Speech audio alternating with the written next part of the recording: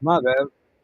It wasn't screen share. Give me 1 second. What's up, everybody? Welcome to LEPtv.Live. Got too many tabs open up. Excuse me there for a second. We're back in business now. See what I'm saying? See what I'm saying? First I want smoke, then it's just plain. Nigga with a hoe, you know what I'm saying? Know what I'm saying? See what I'm saying? See what I'm saying? Trying to fuck me soon as I land. Turn her out, she rip my. Yeah, it's hard to be this dope. Ain't about the weed I smoke. I've been like V5-4. From my height, they would never know. Still I get treated like a joke. Looking up, but the bar is low. So there's a reason I'm a ghost in the league all on my own. Yeah, it's hard to be that dope. They call me Mazakuda, get your body, I won't do if you push me, buddy. I'm not Buddha, but I'll never shoot, it's more like counting coup up. Don't fuck with me, I'll pass it to my knees. Don't ask me just how they'll do you. Had a disadvantage, cause my standards you can't handle, Junior. Put them in a panic with some stats or hard facts, they get to them. While you're busy laughing, got a baddie, puts her back into it. Ain't seen a challenge, so these actors give them attitude. See this dope, ain't about the weed I smoke, I've been like V5. From my height, they will never know. Still I get treated like a joke. Looking up, but the bar is low, so that's the reason I'm a ghost in the league all on my own. Yeah, it's hard to be that dope when you found the key to the door, the red road. It's the soul setting goals in its soul, but this is really not a joke. We've been broke, we've been stolen, we've been holding on to hope. No more dope, so we're going. Yeah, I've been along for the chase. That means I home for the ones who pray. I pray for the ones who stayed. Stay true to traditional ways. They revitalize the language and aim to break the chains and give their lives its dedication. They know what's still at stake. It's the answers to debating, watching. No, they'll never entertain all you dancing for them daughters to asking what about our pain. You're ready, changing tactics. Can't you see the time we waste on all the pageants, the crafting? There's no passion. I think it's hard about getting paid. That's whose fault.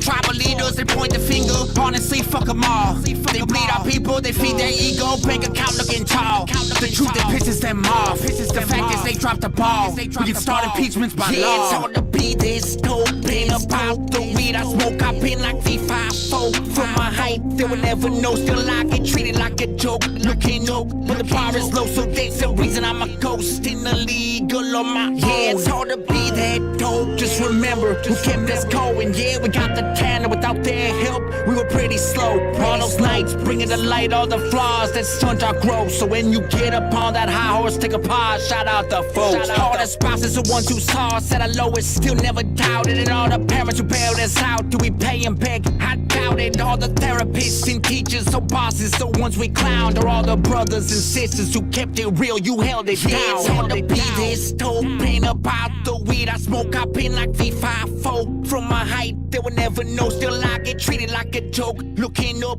but the bar is low, so that's the reason I'm a ghost in the league all on my own. Dang. What a track. What a track. Well, up to LEPtv.Live. Wow. Man. What is going on? Iron Shooter. Fire, bro. That was fire. You won't believe how much you sound like Yellow Wolf, bro. Dang. I'm in this dude's video, man, him and Cowboy Killer. And if he hurt, bro, I hope he does. I hope y'all too, man. I'm telling you. He gonna hear this. It's crazy. That's awesome, bro. Yeah, that'd be awesome. That'd be amazing.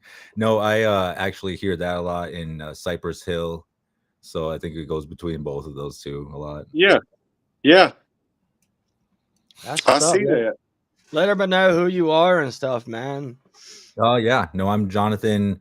I go by Kutamaza, but really it's Maza Kuta for the real name, which means Iron Shooter in Dakota.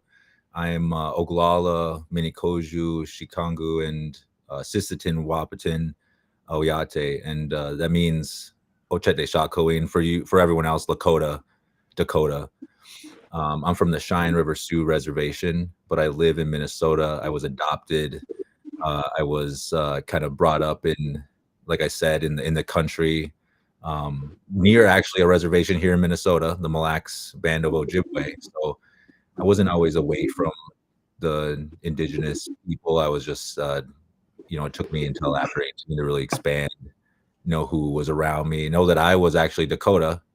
I grew up in a place here in Minnesota called Cokato, And the whole time I didn't know that that meant in the middle in my language. So, I ended up growing up in a spot that my ancestors lived on.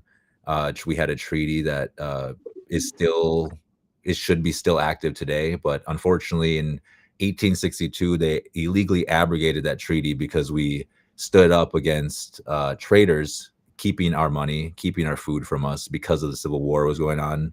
So we ended up essentially having to stand up for our rights, having to, raid food the food where they were the storage. We had and a war ensued. And because of that, they took our treaty rights. So here in Dakota, the Dakota and Minnesota now, we only have 17 square miles of land, of traditional land. So a lot of us got pushed to Cheyenne River, where I am, to Standing Rock, to Crow Creek, and then a lot went up into Canada even in that time. So right now I'm in a time of kind of stepping into that educational role, making sure that people know that it happened here in Minnesota. I don't know if you guys know this, but Minnesota actually means Minnesota Makoche. It means the land where the water reflects the clouds. So Minnesota is a Dakota word derives from it. And so as well as here in Minnesota, there's a lot of Anishinaabe. They basically have the top half of Minnesota. The Mississippi River is an Anishinaabe word. We kind of share the traditional homelands of the Dakota now, and are looking to expand our rights so that we can have the same rights as the Anishinaabe here in Minnesota. But I could go on about that specific topic all day. I actually started an organization called the Western Hemisphere Indigenous Network.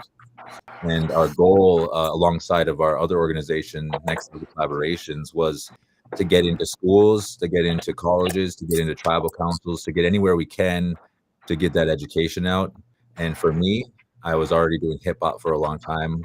I just kind of switched my message from, really just the basic partying, doing that type of thing, to what I was speaking on daily, which is the Indigenous people. So I kind of just, as you heard, there's a lot of stuff in those lyrics. If you listen closely, if you know the Indigenous struggle, everything is pretty specific. So some of it might go, but I always add in stuff that people get, because there's a lot of stereotypes for us Indigenous people.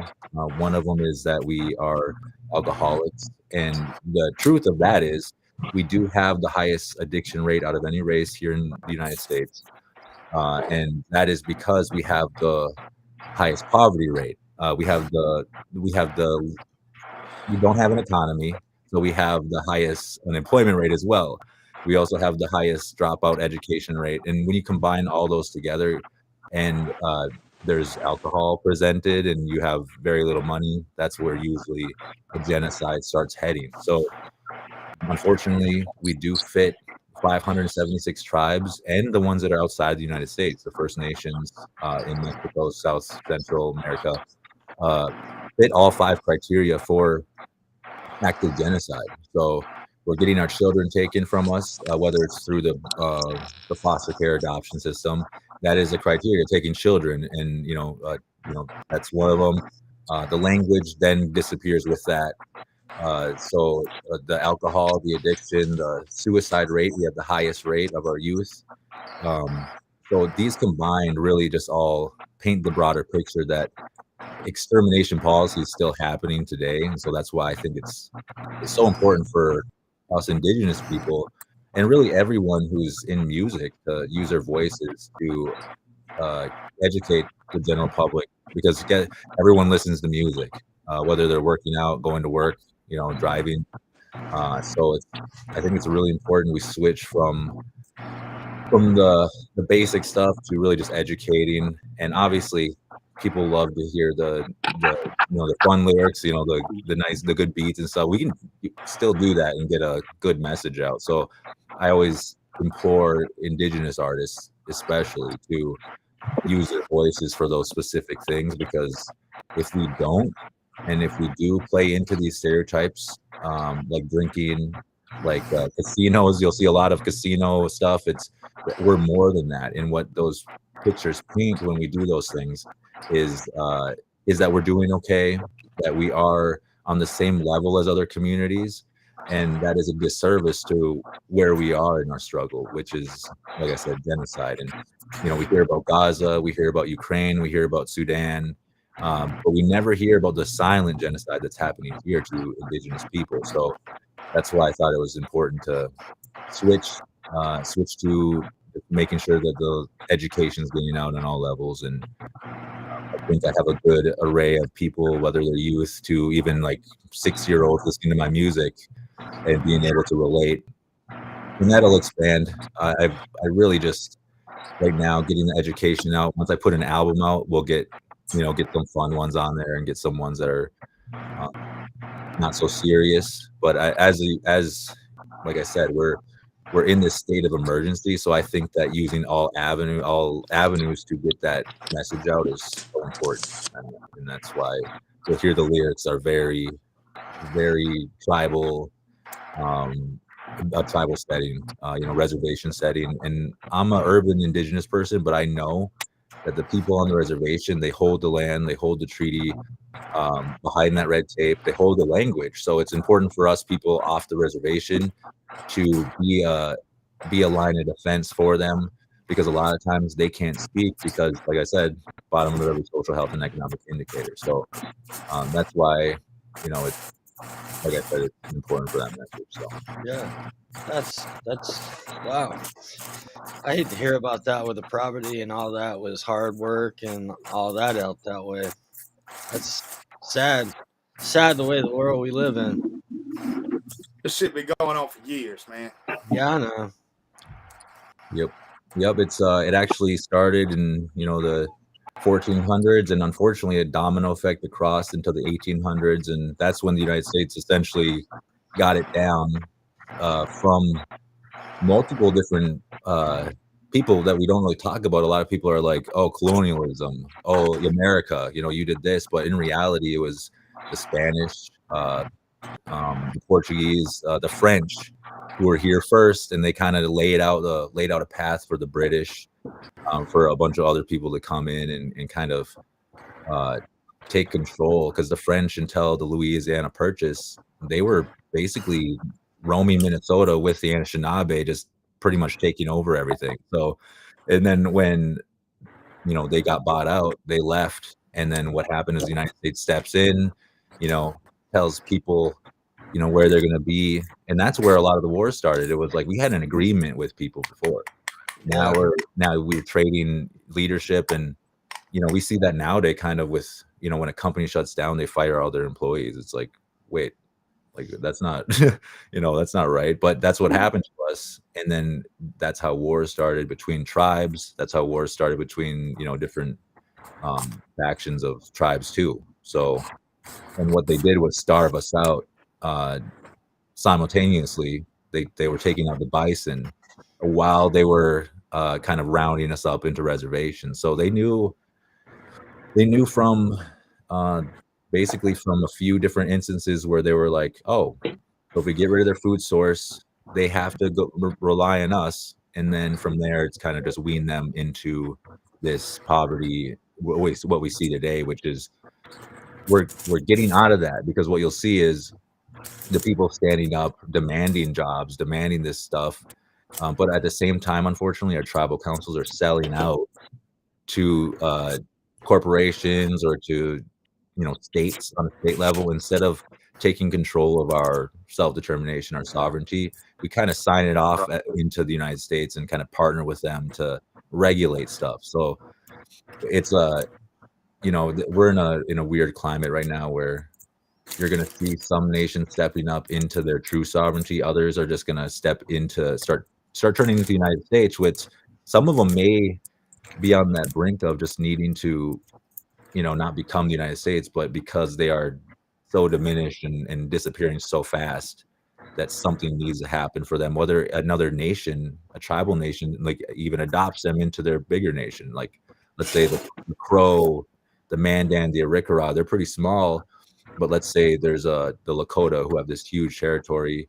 But I'm misspeaking, because they actually do have a treaty together already. But let's say there's smaller tribes around them that don't have any representation. It's like, come into our lands, we'll give you your spot. And I see that happening eventually, but it's going to take a lot of education. And right now, unfortunately, a lot of our people believe that we are sovereign. They believe that we are doing what we need to do. And unfortunately, I don't see that. The data, the statistics say that we are going the opposite direction of that. So it's a huge topic, and that's why, it's culturally, linguistically, everything's being diminished. And it's unfortunate, but the mainstream is not talking about that. Even our native mainstream is talking about Trump, talking about Gaza, talking about Ukraine and all these other things, when we should be pointing that camera and all those stories to tribal councils, to the state level, where something's not going, nothing's going on. It's like Nothing. Yeah. it's like what we've been pointing the finger for too long. Now we need to look in the mirror. We need to see what we're doing wrong. They can look in the mirror too and see what they're doing wrong. And at the same time, we work together to implement solutions that are going to, because in reality, why does the United States want 576 poor nations asking for handout, asking for those BIA dollars that are already not enough, So the reality is, you give them, they have trust responsibility. They give $38 billion out to the BIA, which goes to education. It's not enough, but implemented correctly, and with all the different grants and stuff, what Indigenous nations can do is create an economy, create these different things. But unfortunately, we have constitutions that the United States wrote for us. So unfortunately, we have to go in, we have to amend the constitutions that were written for us, which we can do. We just don't realize that we can do it. So that's where we're at right now, is initiating new policy that allows, everyone to be sovereign. And like I said, we need to start looking at the tribal councils who are, and you'll see it all over the news, embezzling $2 million here, and it'll be like from 10 years ago. But that stuff's happening now. That's why we see the millions of dollars go in, Mm-hmm. This world is greed. It's all about greed. It's happening everywhere. Yeah, that's what I was finna say. Even here in my little city, man, there's a lot of espionage going on, bro. And they know it too, and they're starting to crack down on it. So, I mean, what's up, JC Fresh? Work itself out, How you doing? What don't come out in the wash, come out in the rinse. You know what I'm saying? Yep. Oh yeah. It's happening. It really is happening everywhere. Oh yeah. Hey, do y'all have casinos over there? Like over here in like Cherokee, North Carolina, they got to be able to do like the cannabis, and they got to do a casino. Oh yeah, yeah. A lot of regulations that states have, the tribal council, the tribal governments don't have. So yeah, you can get casinos. You can start the cannabis. Actually, here in Minnesota, the Mille Lacs Band of Ojibwe just signed a compact with the state to regulate all of the cannabis in the state. So, but that was one of the things where it was like, that's good for Mille Lacs, but partnering with the state, they're going to regulate, they're going to tax. You could have had control of that if you really wanted to. But that's the game that a lot of tribal councils have to play into if they want to not have a bunch of feds, on their borders or state level officials being, checking to make sure if they're being legal or not. So in reality, we're dealing with the same thing nowadays we were back in the day, a little bit of forced, like, hey, you want to do this partnership, otherwise you can't do anything, or otherwise you'll be heavily regulated. Right. And unfortunately for my tribal nation, we're so far out in South Dakota that we don't have, we're talking about a casino. We don't really have a casino. It wouldn't really make sense. But right, that's where we need to be more innovative as tribal nations, and utilize our resources. There's hundreds of semis that go through South Dakota every day. So it's like, let's do some toll roads, and everyone else has them, right? So it's simple stuff like that can get us really boosted and get us on that level of everyone is going through it. When in reality, we see America, what is it, 35 trillion in debt. Everyone, everything's going up. And I think that if we can, as an indigenous nations, if we can get out of where we're at, that's a model for the rest of America on a local city level with mayors, with district officials to start doing this stuff in cities and stop relying on the federal government, because, we see that even. Yeah. Right. So that's on every level. Indigenous people, we just have it at a more extreme level. And like I said, if we can crack that code, the rest is going to be pretty easy. But there's always going to be people who don't want that, Yeah. Exactly. Dang. That's Zilla Gorilla on the bottom corner. He came in while you were talking. What's up, Zilla Gorilla? How's it going? What's happening? He also Nice to does meet you. music. Nice. Yeah. I'll have to look you up. You're on Spotify and He everywhere. Everything. Yeah. Awesome. He's everywhere. He Yeah, everywhere. He like the boogeyman. Right. I just got on everything. I've never been. I've only released my stuff on social media. I was kind of waiting for a time where I could get that message in there and make it worth it, instead of just like the. Understood. Absolutely. Well, you did it. You did it. See exactly what you're doing. You're doing the right thing. That's exactly what these people need, man. For real. Have you heard did you get to check any of the beginning of the show, Zilla? I didn't. I came in straight from work and I jumped on. I got you. I appreciate you. I'm gonna play that track again. Is that cool? So Zilla can hear it. Oh yeah. Yeah, I'd love to hear it. Yeah, for sure. Let's go. See what I'm saying?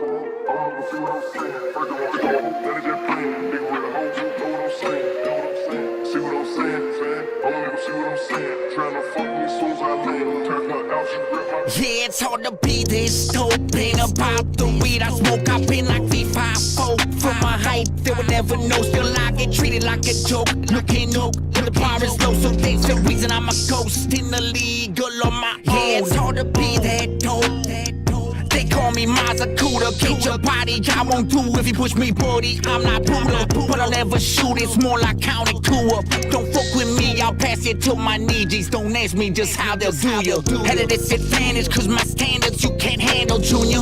Put them in a panic with some stats or hard facts, they get to them. While you're busy laughing, got a baddie, puts her back into it. Ain't seen a challenge, so these actors give them attitude. See this dope, ain't about the weed I smoke, I've been like V5. From my height, they will never know. Still I get treated like a joke. Looking up, but the bar is low, so that's the reason I'm a ghost in the league all on my own. Yeah, it's hard to be that dope when you found the key to the door, the red road. It's the soul setting goals in its soul, but this is really not a joke. We've been broke, we've been stolen, we've been holding on to hope. No more dope, so we're going. Yeah, I've been along for the chase. That means I home for the ones who prayed. I pray for the ones who stayed. Stay true to traditional ways. They revitalize the language and aim to break the chains and give their lives its dedication. They know what's still at stake. It's the answers to the hate and watching no tail. Never entertain all you dancing for them daughters to asking what about our pain. You're ready, changing tactics. Can't you see the time we waste on all the pageants, the crafting? There's no passion. I think it's hard about getting paid. That's whose fault. Tribal leaders, they point the finger.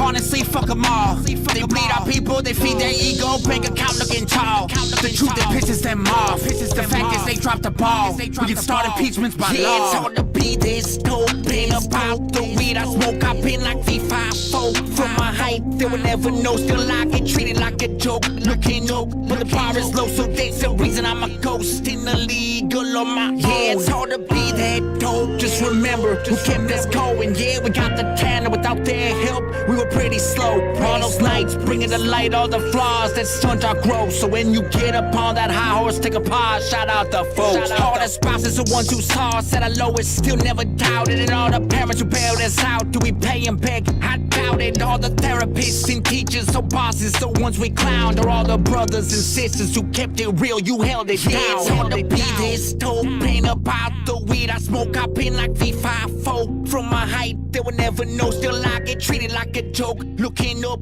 but the bar is low, so that's the reason I'm a ghost in the league all on my own.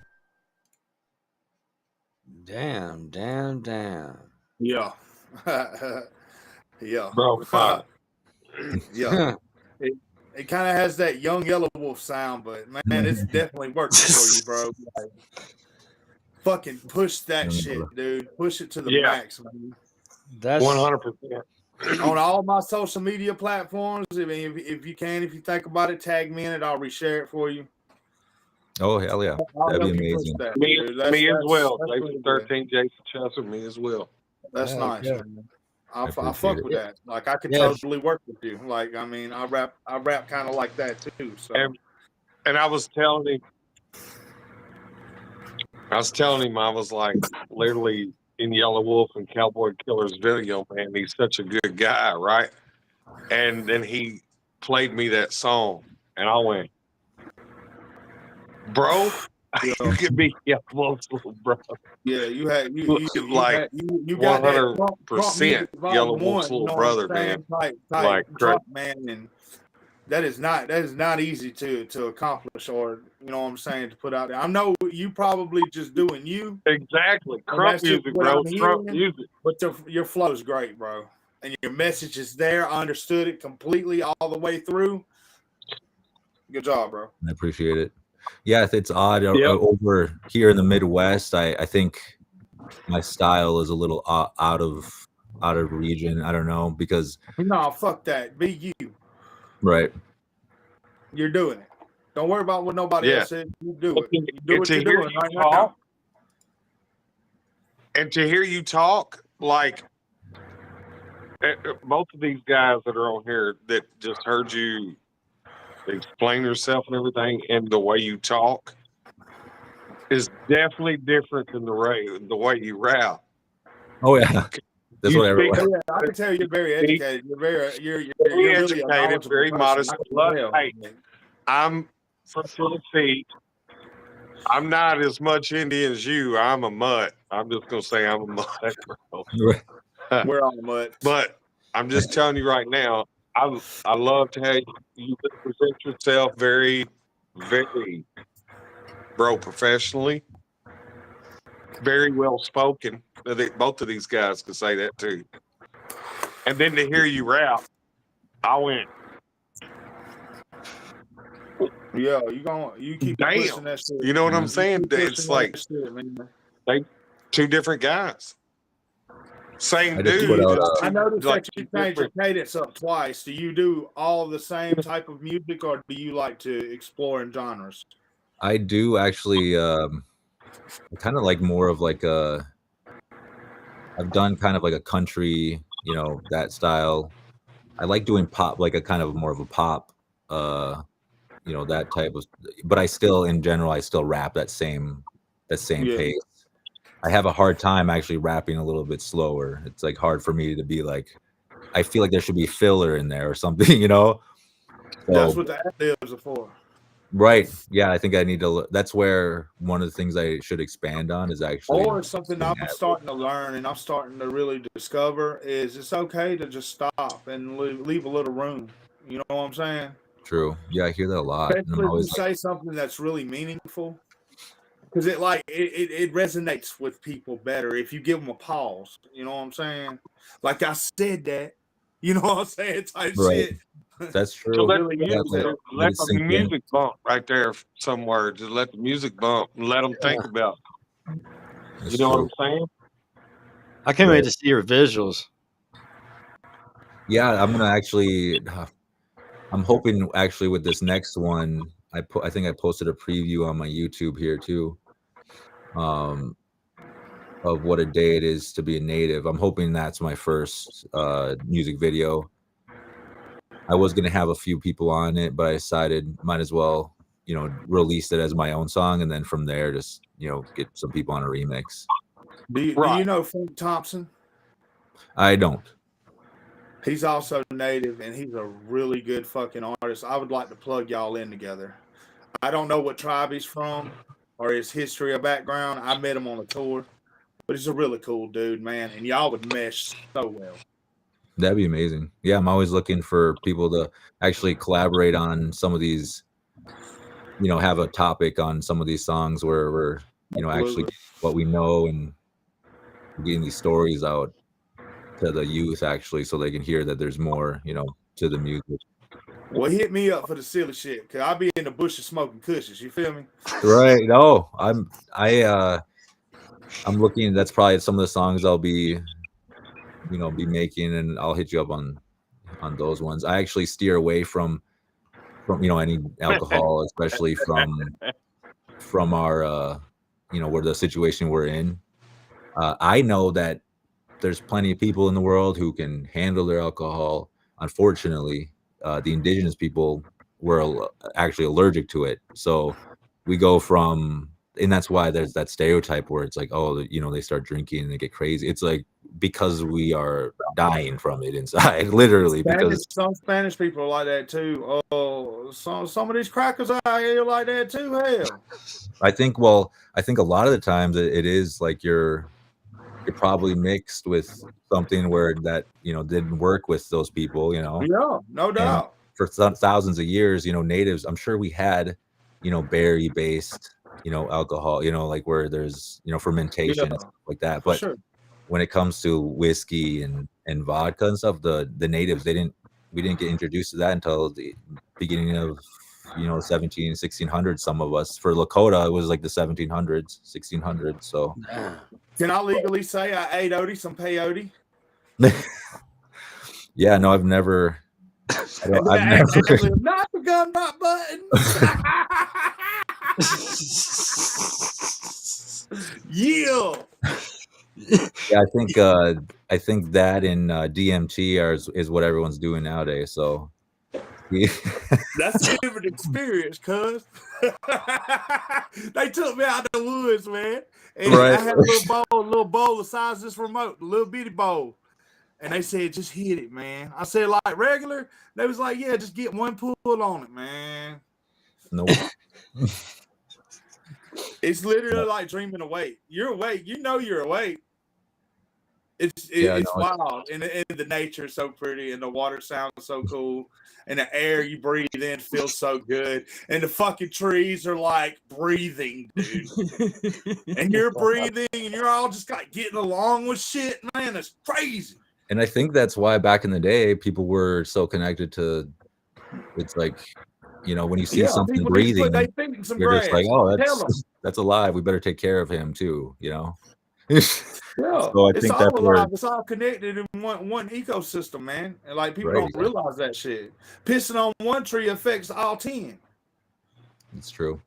Yeah, I think that a lot of that stuff you can, a lot of our ceremonies actually were connected to those things. But a lot of all their ceremonies was literally from just exhaustion. Just climbing a mountain, let's say. You get to the top of it, you're so exhausted, you start hallucinating a little bit. Burn out, you start to see, more clearly because you're on that edge of, and I think that was like where some of that knowledge comes from, whether it's from, from a high, from like shroom mushrooms or from, ayahuasca, anything like that. It's like just opens up those receptors, I think, and then you can think a little bit differently outside the box. I think that's our issue, is we're so stuck in that educational structure from when we're kindergarten. We're going into these schools that are very similar. Video for you. You take somebody like me from the backwoods of Georgia to a ceremony, that would be a perfect video for you. Basically, I'll stay straight faced. I'll really do the ritual. Like I really will, but that's going to be very interesting because my point of view from being down in West Georgia on the riverbank somewhere is definitely different, I'm sure, from your lands. Well, the funny thing is, we actually, the Lakota, Dakota, the Ochete Shakawee, the Mandan, Arikara, everyone up here in the Black Hills, we 1,000 years ago, or in between 1,000 years, we were over in South Carolina. We were over in that on the East Coast, actually, and then further back we were down by Florida, down by Louisiana, by the Mississippi River. So you'll see that pattern, and farther back than that, we're looking at glacial. When there's glaciers here in this area. So there's lots of tribes around here. I know for sure on my daddy and my mother's side, I have Cherokee. Right, and that's honestly the Cherokee. They come from those. We all come from those original people who were in the Florida, and the Yucatan Peninsula. There was a lot of trading going on there. So what we've seen is a lot of the same stories, even in South America up here. And we're in the point now in science where they're, you know, figuring out the land bridge theory was fake. That just made enough sense for everyone at the time. They switched it to, they just followed the coastline in their boats, but then that didn't really work out. Now they're saying, you know, there was people coming from, you know, South America making their way north, and then they met people who were coming from, you know, the Siberia, you know, Russia area coming, and they kind of met in the middle. But you know, that's where we're at now in kind of the scientific era. But you know, science doesn't really like that, because what that does is it shows that from, you know, the Aztec to from the Maya, from Peru all the way up to the First Nations, the Algonquin, the Iroquois, the Lakota, we're all related. I always thought a good side of the indigenous whole family, like the whole race of indigenous people, I always thought it kind of did come from Maya. It definitely comes from we definitely come from regions down there, and I'm not going to say we're all the same people, but you know, no, of course.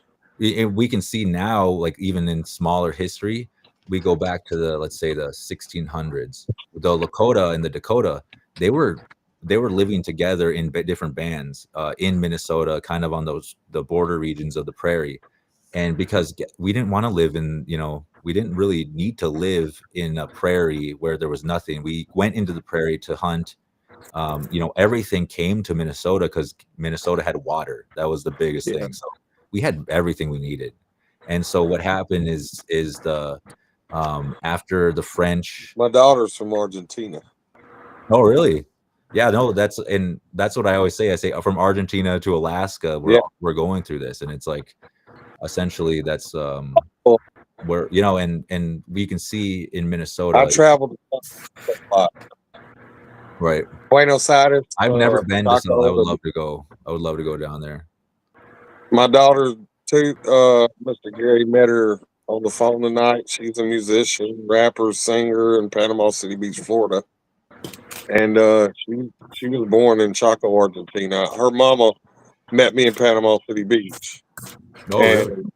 Yeah, and then I flew back with her to Buenos Aires, and then the Resistencia in the Chaco. Yeah, my daughter's probably watching right now. Yeah. Oh, yeah.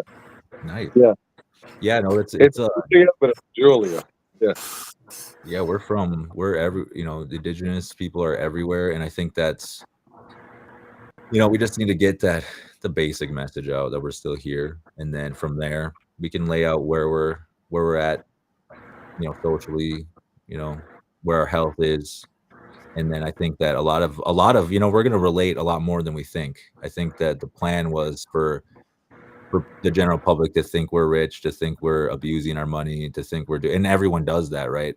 Every human, all the races of people, they have the people who are addicted, who are parents do that shit down here in the neighborhood, man. We just getting by.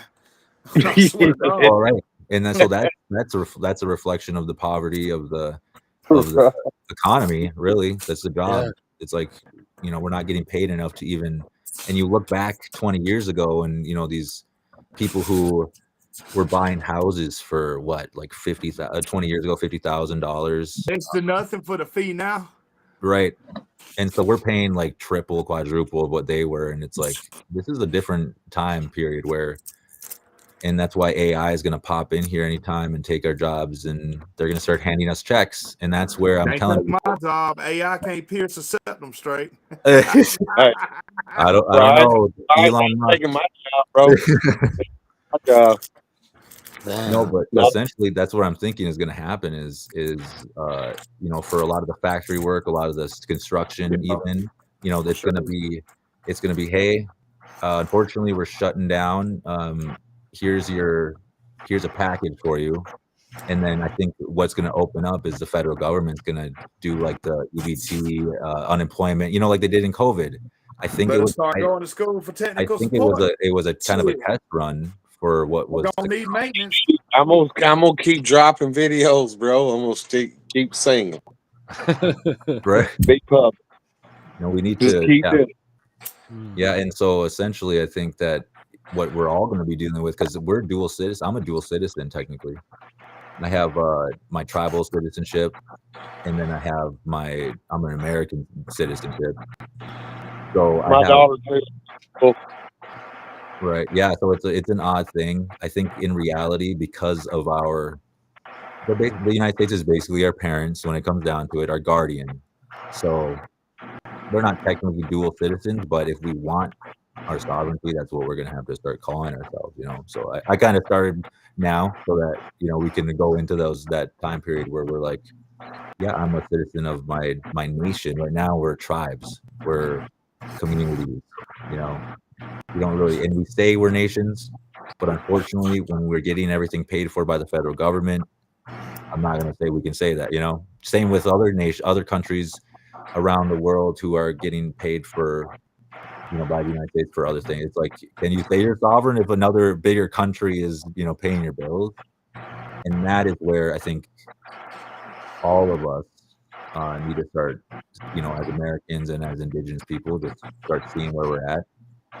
But we have the control to actually shift the model, which is getting the assets and all that stuff out of places like BlackRock, Vanguard, State Street, and getting them into our, a community fund, right?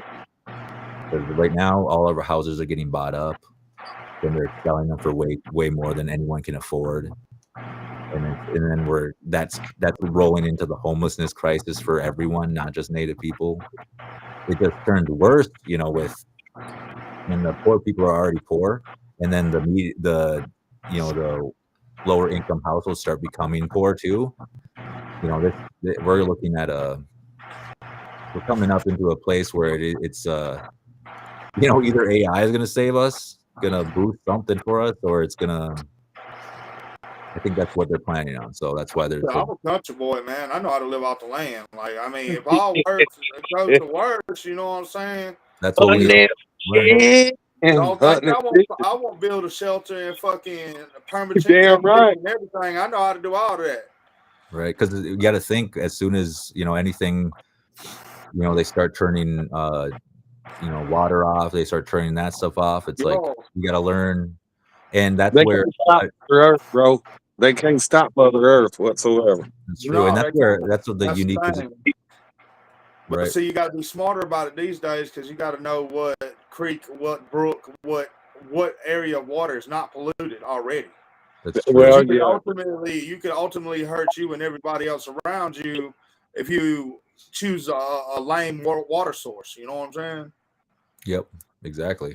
That's true. I think up north is the cleanest that you can get, man. I think the farther north that you go, now it's going to be cold as fuck.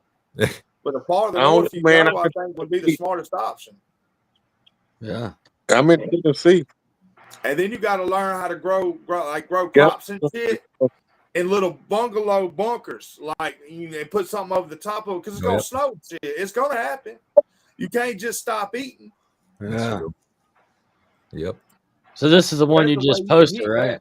Oh yeah, this is what a day it is to be a Native. Just kind of the end of the chorus, and then part of the last verse, which kind of. Have you ever Corporate Avengers? Have I ever what? Corporate Avengers.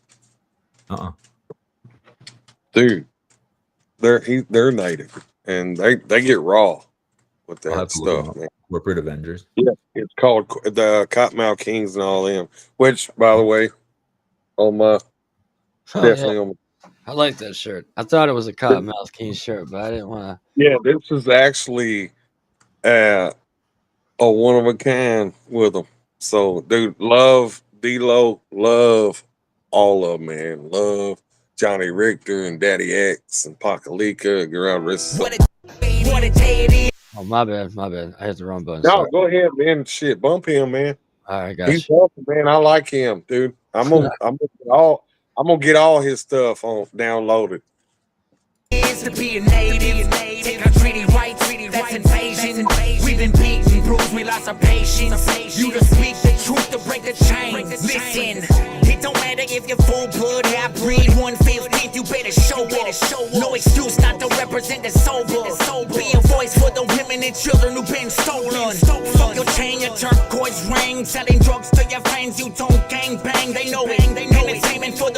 show a token. All these stagnant motherfuckers think I'm joking.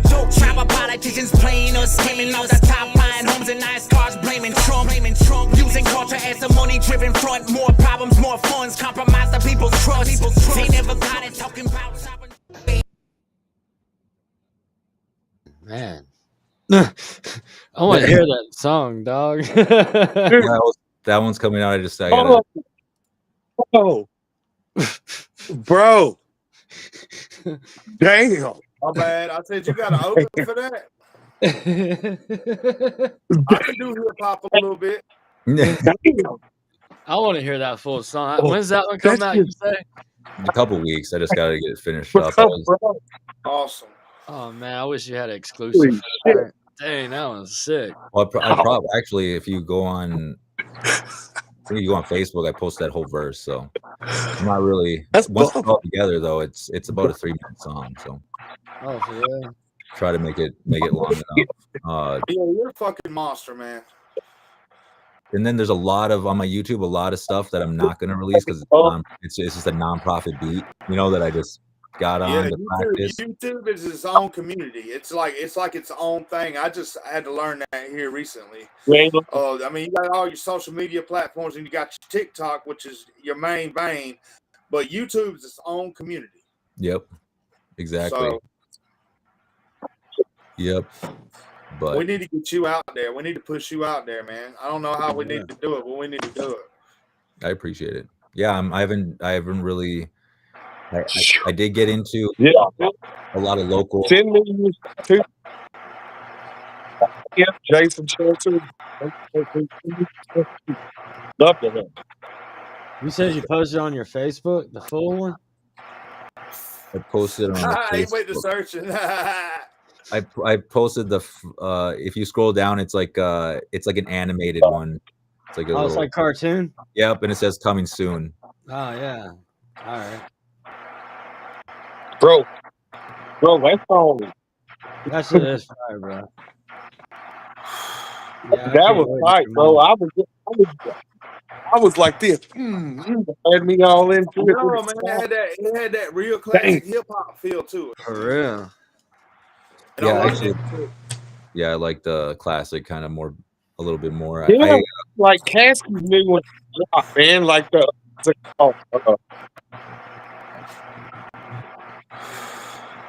I'm gonna play this 1 minute part. Is that cool? Oh yeah. All right. Yeah. Well, if it ain't, it's too damn bad. Hell yeah. I'm gonna do it anyway. It don't matter if you're full blood, half breed, 1/15, you better show up. No excuse not to represent the sober. Be a voice for the women and children who've been stolen. Fuck the chain, your turquoise ring, selling drugs to your friends, you don't gang bang. They know it. Entertainment for the rich, show a token. All these second motherfuckers think I'm joking. Tribal politicians playing us, claiming all the top buying homes and nice cars, blaming Trump. Using culture as a money-driven front. More problems, more funds, compromise the people's trust. They never got it talking about sovereign just to beat around the bush for profit. Medicine man turned to false prophets. Take advantage of some really deep pockets. It's a sick game, I'm over it, I won't play. Focusing on closed doors and how to open them. Opportunity to end the homelessness. Competition with the culture, let the language do the rest. I see a future, no bets on the quality of living on and off the west. No poverty, addiction, suicide, or death. Holding out it so our children know the truth and then how to implement what a day it is to be a native. That's the way. Now wait, this kid needs to be locked away. Yeah, that kind of lays out just where we're at. Is a lot of our focus is on is on the wrong thing. So it kind of especially that's bumping, bro. And I think I bring a little bit of a competition to maybe native hip hop as well, just to kind of give people. They out there now. I'm gonna let you know. I like the friendly. Out there now. I like the friendly, if the back and forth that there used to be between hip hop artists, and then somewhere that's turned into exactly. Everybody's gonna get ass hurt these days. Exactly. So I think that in the native community, especially, that's another thing is we know there's not very many of us, so it's like we can't be, you know, really, you know, dissing each other and stuff like that. But you know, we can push ourselves to do better, you know, be better, you know, raise the bar. And I think that a lot of hip hop artists in my past, you know, they're just kind of like, hey, you inspired me to, you know, step my game up a little bit. So I'm like, if I can do that, you know, that's all I need to do, you know. It's a Native American dream. It's yeah, we need to let our art out. And I don't care if you're, I'm gonna be honest with you, you could be really bad at singing, at drawing. If that's the way you let out, you know, your art, you know, if you can, a lot of us use our you know, that to get out our emotions and what we're dealing with. Yeah. So it's like, No, we need my to fat ass do. stop the stigma of it's like you have to start being a career and you have to make it a whole thing. It's like, just if you want to, you can obviously do that, but make your music, push your music out, do what you love. I think this society has turned into, you know, Copycat. work. Yeah. Oh yeah, that too. It's just like, and yeah, it's like, I need to sound like this new sound. And so in reality, it's like, I want to hear, I still like the early 2000s and 90s rap. So that's what I'm bumping in my car all the time. So it's like, I'm not really listening. I was going to ask you what was some of your favorite music growing up. Well, I grew up, like I said, I wonder if he's going to play Kid Rock in the country. So it was a lot of country music, actually. So, but then when I actually, you know, started hearing hip hop a lot more, kind of like 3 6 Mafia, you know, Jay-Z, he was a big one when I was growing up, and Blueprint came out around then, so it was like his first, you know, big, you know, takeover. But from there, it wasn't really. He tried pretty hard after that, but basically, it was a lot of me sneaking hip hop on the radio because, you know, my parents were like, you can't be listening to that stuff. It's not, you know. Did you ever like try Deftones and like Linkin Park and stuff like that? Oh yeah, that was acceptable because you couldn't really.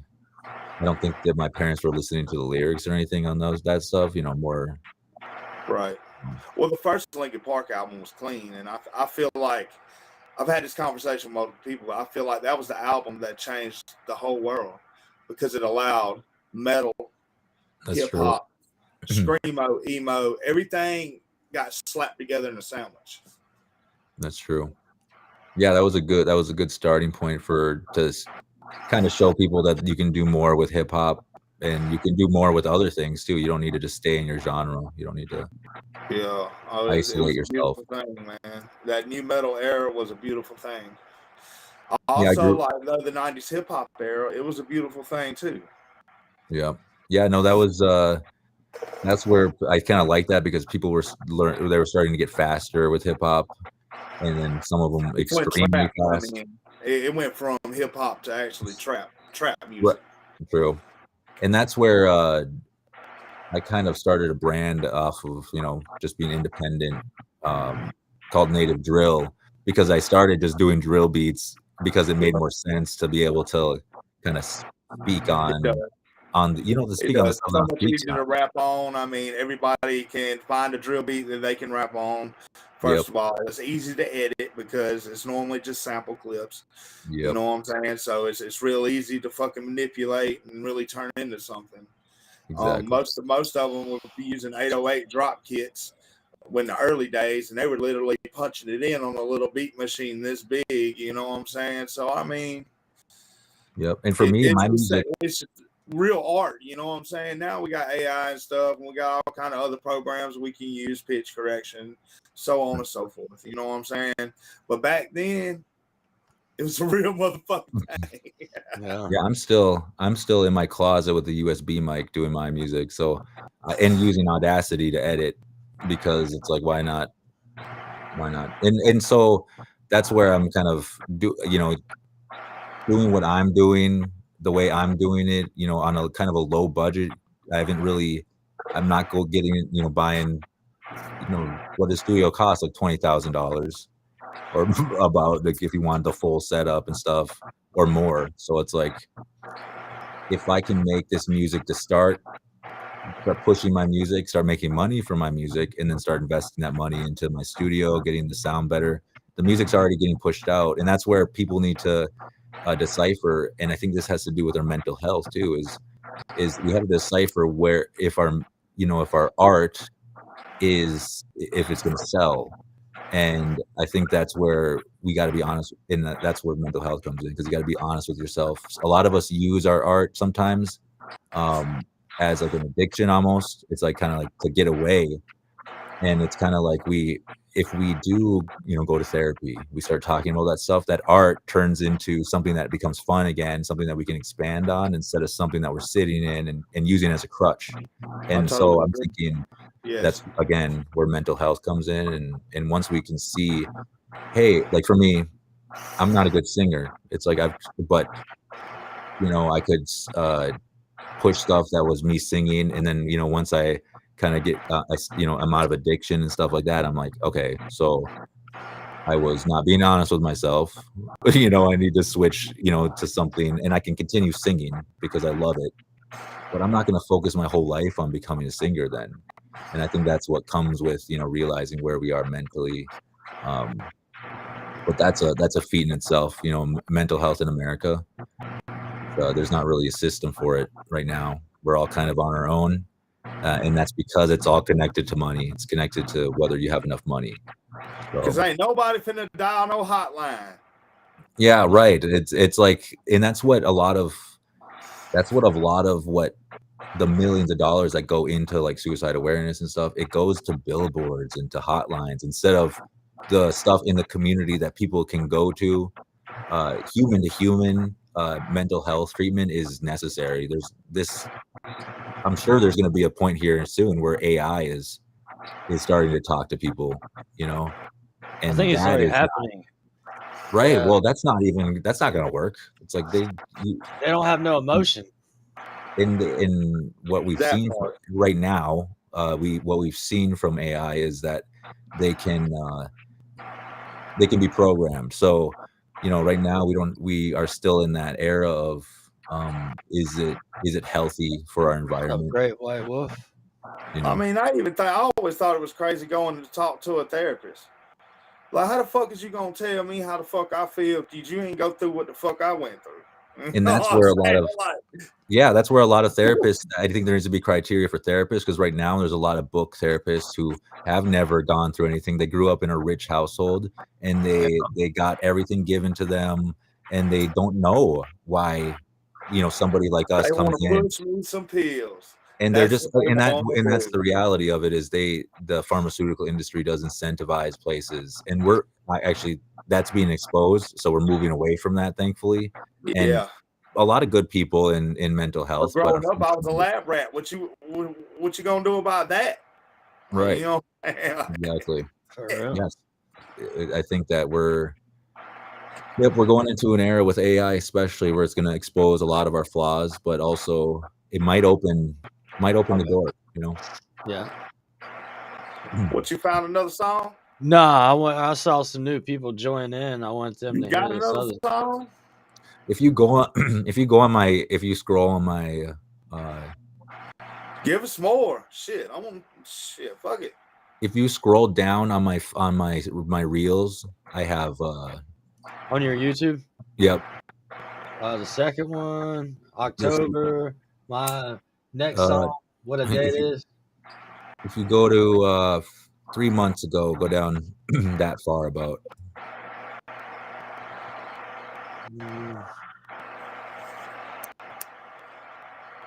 September 2nd. August. Yeah, choose one of those ones. I don't. And these are the ones I just. These are the ones I kind of just did. Was that like this one? Scroll down. That was.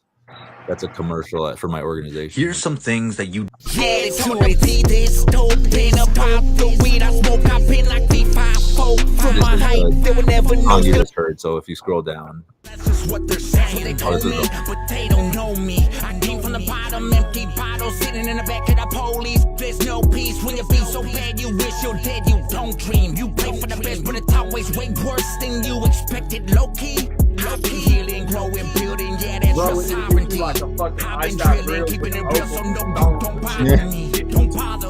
I'm up against feelings, yeah, they're used to the streets. Still busy preying on our people, the qualifications of a chief. Yeah, we're off the reservation and we're still native. Still hustling for our place, still gonna make it. Still gotta stay sober, just building nations. Still living, not in prison. This is 7th generation, take your place. Yeah, it's hard to be this dope. Paid about the weed I smoke. I been like V54 from my height. They would never know. Still, I get treated like a joke. Looking up, but the bar is low, so that's the reason I'm a ghost in the league. All of my own. Yeah, it's hard to be that dope. They call me Mazakuda. Get your body. I won't do if you push me, booty. I'm not Buddha, but I'll never shoot. It's more like counting crew up. Don't fuck with me. I'll pass it to my nieces. Don't ask me just how they'll do this. At a disadvantage, cause my standards you can't handle, Junior. Put them in a panic with some stats or hard facts and get to them. While you're busy laughing, got a baddie, puts her back into it. Ain't seen a challenge, so these actors give them attitude. They be that dope. Yeah. How did you come up with your instrumentals? Like, what makes you pick certain instrumentals? I literally just search and then it just you hear some shit and you connect with it and you just if I can start to say any words to it, I'm just like, oh, this will work. But there's one where it's like if I spend like a minute, let's say a minute trying to start out like what can I say here, I'm just like, no, I gotta change it, because if I have to think too hard, that means I'm the whole time.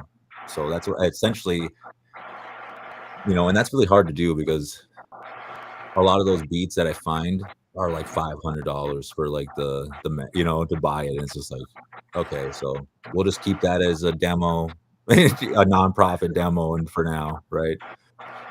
But so, do you own that one? I own the two that I'm putting out. I own those two. Okay. So, and then I'm hopefully. Do you normally keep like the same BPM or? Yeah, usually. Yeah, okay. I think so. Well, you'll hear in some of them. Like I said, you should email me one of your beats. Oh yeah, I can do that. When you get time.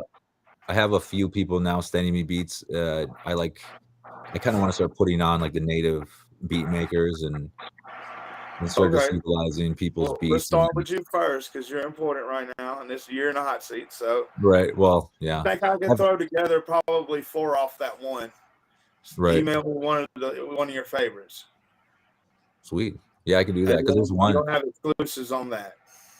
There's a few of them where I think there's one. It's called "I'm a Red Man," and people are like, "You need that one out." And I'm just like, I'm sorry for laughing. I'm high, but no, you're good. I'm a red man. You know what I'm saying? Like, what the fuck? Right, because in one of the things that we like Sitting Bull, because that was how people could understand. It's like we were the red men, and so we started calling ourselves Red Men. Like I was thinking about chewing tobacco. Oh, right. That's where it came from. That's where it came from. Yep. But yeah, so basically that's where a lot of people don't really hear that. We hear white, we hear black, we hear. Yeah. But when it comes to always red. I don't know. They say some shit. I just say I'm mutt. Probably mutt. Red, is like a Western Hemisphere, Central, America thing. It's the Western Hemisphere basically. It's I ain't never been white. My skin's damn tan and my fucking face is red. I don't know, man. That's just how I've always been. Yeah, but I grow hair, so I know I ain't too I can't be too indigenous because I have hair. You know what I'm saying? I mean, there's people who are 75% who have hair. What the fuck you laughing at, Grizz? I'm being dead ass. We being real right now, I try to grow out a beard though, and it's like, nope. It used to be red. My beard used to be red. They used to call me red when I used to work on cars. My beard be red and my hair be blonde. But now I'm starting to get the gray. See-through beard I'd is like what to people cut this call off, man. I got a third neck under here, dude. Like, I ain't with that, bro. I'm glad I can grow one. Just He a said, little I'm bit. hiding my neck. Let me comb my beard. Yeah. I missed my long one. I didn't have a grizzle, but I had a little bit of long one. I had what we call down here in the south of Pastor Troy. Yeah, no, honestly, I think that's where all my, my hip hop, my inspiration came from the Southeast, because that, I guess you'll hear it in a lot of my music. Well, I'll tell you what the fuck what. You're going to love what the fuck I'm finna give you. Can't wait. Yeah, I need to expand and do a lot more projects now that I'm Grizzle, we might give him a country rap one, a country trap, a fucking dark and ominous Memphis style. We might give him a sad emotional beat. And hell, we might even throw something crazy in there. It's gonna be wild. Watch what I say. Update to be continued. Oh yeah, I wanted to ask you if we can maybe do a listening party with some of your new material when you get it right, man. We'll come on the show, listen to your whole set. We'll talk about it. You get to talk. I would love to do that. Yeah, man. That'd be awesome. Yeah, we could do that. It's all about a hand up, not a hand out, man. Yeah. I appreciate it. Yeah, and I actually have a podcast as well called the Red Shirt Podcast on Spotify, and that's where you'll hear a lot more me go into depth. I actually started that doing interviews with hip hop artists in the Native community. So I got Natani Means on there, Sten Jotty, and a group called Throne out of Oklahoma. So, and then from there, I kind of expanded in tribal leadership and stuff. So, hell yeah. That's awesome. I found out people just really, when it comes down to it, they just want to hear. They want to hear about those basic things. So that's why I'm gonna start laying out, just getting on to just like I do with the schools and the educations where we all start to kind of click and work together. We can see where how we all are in this together, basically, when it comes down to it. But yeah, that's cool, man. Shoot, man, that's been a hell of a show, dude. I can't wait to hear more music and to hear more, man. You make me proud to be a rapper, dude. You deserve so much more. Yeah, I actually just started doing a big push with this because my boss, my organization, is just like, "What are you doing? Like, why are you not doing hip hop?" And I'm like, yeah, kind of. So what I did was, paired it with this educational message so that I enjoyed it as well, as much as because I love having fun, I love doing that stuff. But if the message, and as far as I'm concerned, for me being in Dakota and the state that we're in, if I can't pair it with that something with that message, I don't really, I don't feel it, I don't feel like doing it, type of thing, And that's your heart, man. That's your heart speaking. Right, and that's the same with art. Like I'm a tattoo artist, and I do a lot of tattoo flash. Oh wow!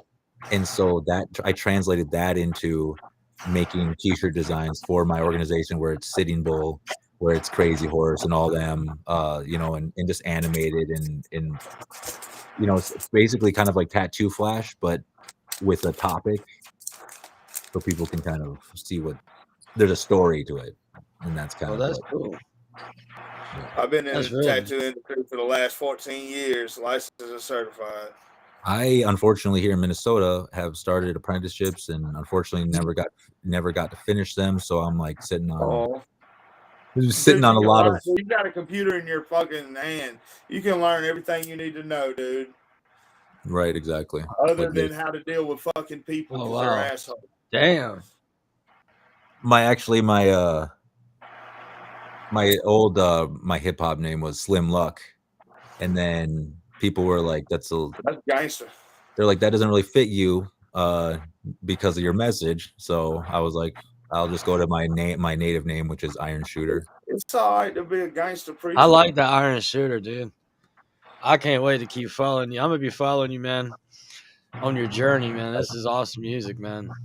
I appreciate it. I do. I had Oh, we something to finna ask get you. some more. I'm dead serious. Send me Oh some. yeah. Well, powwows. Like I hear a lot about powwows, but some people ain't allowed to come to powwows. Or is there? Well, yeah, powwows. They originally actually started in Buffalo Bill's Wild West show. He kind of started that, and that was I was pulling. fixing to ask that. I was like, is this disrespectful? Oh no, honestly, and that's the thing that I want people to know is that we're in a day and age where, you know, some people might get offended because they think that you're supposed to know that. Unfortunately, the same education, you know, that he didn't get, you didn't get either, unfortunately. So it's like, if the natives aren't even getting this education, why would anyone else be? So we're all kind of in the dark with a lot of this stuff. So it's like, ask all the questions you want. We should be asking you questions too, because there's a lot of misconceptions from every angle just because of the position. It was like the United States put us all against each other, and we all kind of ignore each other now. We just need to talk to each other. You know, it's pretty. I look angry until you talk to me. You know, it's I like don't think you look angry. the second you talk to me, it's just like, but in public, it's like I'm 6'3", you know, dark. I understand. I get it. So tattooed. If people are just like, oh my, and then they talk to me, and it's like, oh, I'm glad I talked to you because I wouldn't have if you didn't speak up. And I'm like, okay, well, glad I did. I'm a jolly old fellow myself. I love I the history. understand exactly what you're saying. I love the history and all of that, man. Yep. And so what happened was the Buffalo Bill's Wild West show kind of pulled out the ceremonies, and then kind of it started to profit off of them. So that kind of rolled into it was outlawed until 1978 or 1968. It was outlawed for us to practice our traditions and our dancings and our singing. So we ended up, when that happened, we kind of took that model of the Buffalo Bill's Wild West show, and we kind of just like laid it out, and we started doing powwows ourselves. That's where we started to set up our vending and our, like, you know, selling and selling food, and it kind of turned into kind of like a fair type thing. And unfortunately, what that has done, and it's still obviously bringing our culture together, but what it's done is it's painted a picture a little bit of like a competition with our, you know, mixed with sacred tradition. And so what you'll see at powwows is people have numbers on their backs. People are dancing for a pot of money, or singing for a pot of money. And that's the situation that we've unfortunately been put in, as, you know, at the highest poverty rates. Some of our reservations are at 60%. And for, you know, even for African Americans in the United States, they're looking at 25 to 30%. So that's double, you know, what we're seeing in you know, LA, in those areas that are high in poverty, in Chicago and New York. But so that's it's forced our people to try to make money anywhere we can. And that is where, unfortunately, we start selling ourselves. You know, we sell our language, or we sell our songs, or we sell ourselves, because we think that's the only way. And like, for a lot of people, that is the only way, because they. You heard that, Grizzle? Every time we go out there and we go to shooting dices, we're selling ourselves, bro. Yeah. Well, you're losing money, so all that stuff is set up for you to lose money and them to make it. So it sucks, but a lot of. And like I said, with those casinos, you know, these big casinos have to give 30% of their stuff away to a charitable donation, right? I was talking about the gas station, cuz I don't know nothing about no casinos. Oh, really? Okay. I didn't know you said shooting dice. Bottom of the bottom, baby. Around here, because we are in Minnesota, it's there's a lot of casinos here. So when someone says shooting dice, it's kind of like. Oh yeah, no, I'm talking about the hood shit. Yeah. Oh yeah, no, we roll 3 dice. That makes sense. Yeah, no, I think I'm trying to think of what subject we were on, about where I was going with that. I'm sorry, I keep. Oh yeah, no, it was a powwow. Sorry, I just wanted to finish up on the powwow too. You know, ADHD and shit. My bad. Right, no, you're good. Powwows essentially now, like I said, have turned into, and not all of them, but essentially they've turned into the money making grounds. And And that's not a bad thing. We all deserve an economy. I think that we can turn those powwows into something that we do instead of once a year. It's something that we could do every weekend and make it a cultural experience, as well as bringing in the economy for the natives. Because right now, a lot of powwows, there's 2 of them in the year, and then basically everyone gets to those. They're like, we need to sell as much stuff as we can, and then it's gone, until the next year. So, we should be doing that every year, every weekend. Tattoo convention. Right. Yeah.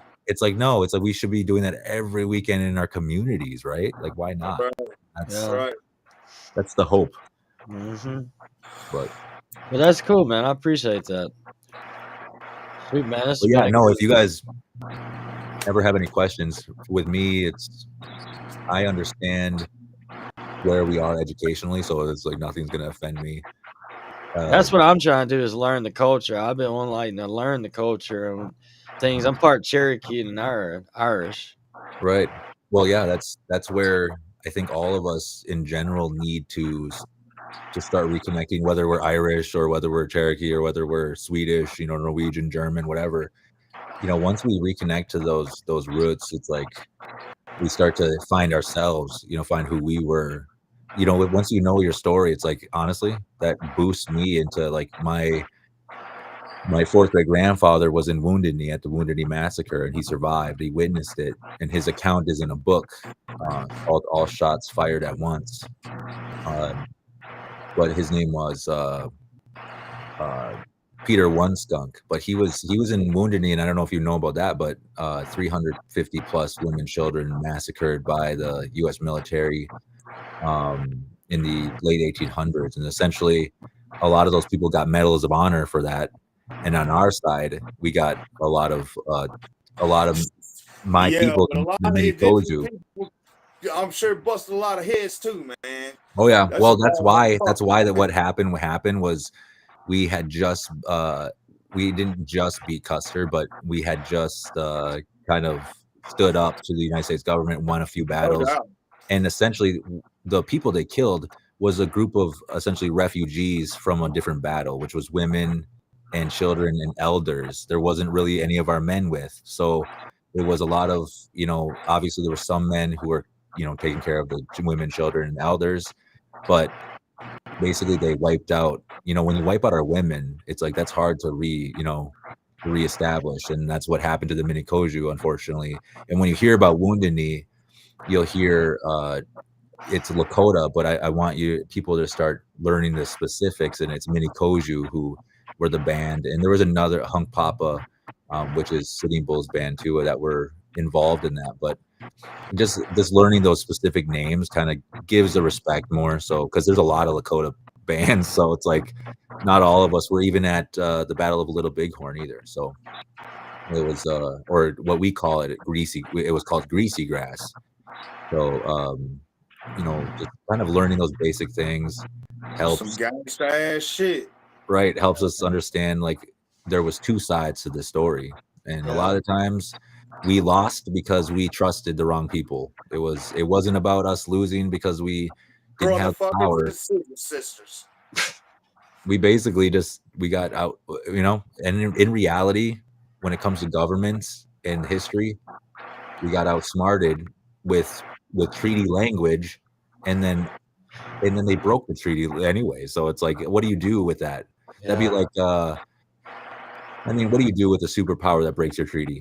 It's like, you can't really do anything. It's like, I'll complain about it, but that's where we're at. So that's why I think we need to, once we know the education, lay it all out, then we can make the decision for ourselves. It's like, and that's the kind of the era we're going into. Yeah. All I can say is get ready to rap. Yeah. But yeah, man, I can't wait to hear more from you. I appreciate you having me on, and I'm gonna keep on get this one finished first. This what a day it is to be a native, and then work on something probably a little bit more upbeat from there. So if you guys have something for a little bit more. Oh yeah, I appreciate you coming on. Appreciate you, Zilla Gorilla. It was nice to meet you. Nice to meet you.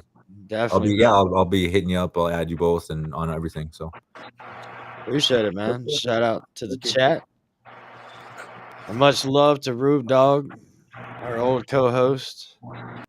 He'll be passing away this weekend. right to hear that. Yeah. He's always going to be remembered on the show. We'll have a memorial show for him soon. That'd be great. Yeah. Yeah. But shoot. Much love, everybody. And I hope everybody has a good night. Thank you. Have a good night. LEPtv.Live. See ya. You too, man.